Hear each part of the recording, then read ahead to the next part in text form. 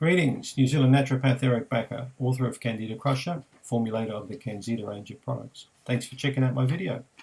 I get so many questions about people asking me if they can eat oats, millet, quinoa, or quinoa, however you want to pronounce it, rice, brown rice, white rice, all these sorts of things. So I get them all the time.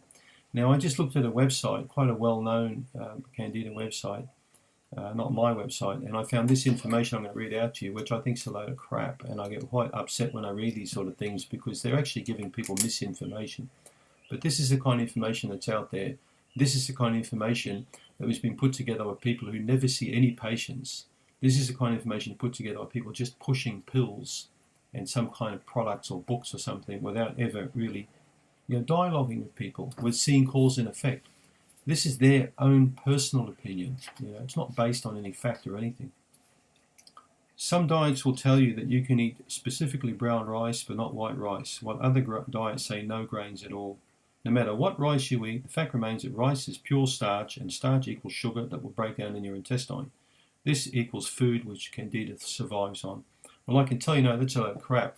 I've seen many patients fully recover eating brown rice. Okay, so you can't blatantly say that everybody who has got a yeast infection needs to strictly avoid all rice. It is simply not true.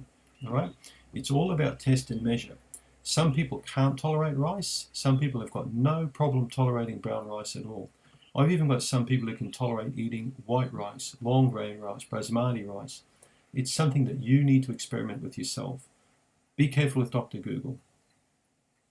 Most Candida diets list millet or quinoa, or sometimes both, as being acceptable foods for a Candida diet. Millet and quinoa are both grains, and all grains break into carbohydrates and they're digested by the intestines. All carbs are converted into glucose. Glucose is a simple sugar which will feed Candida. Wrong, wrong, wrong again, my friend. Many people can eat millet and quinoa on a Candida diet successfully. You can't blatantly say this. It's just not really fact, okay? It's just pure fiction. So this person's saying, I've studied lots of Candida diets over the years, in books and on the internet. And as a matter of fact, I've tried all of these diets myself before I designed my own diet. I even remember one particular diet which recommended items like corn, beet and peas, when in all stages of the diet, corn is something no one needs ever. Wrong. Completely wrong. You can't simply make a sweeping statement saying that nobody can eat peas or corn or beets. Roasted beetroot is a fantastic food for many people on a Candida diet. So again, this is crap information. Be very careful what you read, okay? Only you can determine what sits well with your digestive system. Some people may not tolerate these foods. Other people tolerate them fantastically. It's all about trial and error. It's all about putting small amounts in. Most of my patients can eat rolled oats perfectly fine in the morning for breakfast without any problem at all. Most of my patients can eat millet and quinoa, and many of them can eat brown rice. So only you can be the judge of that, not some person on Google who professes to be an expert in Candida.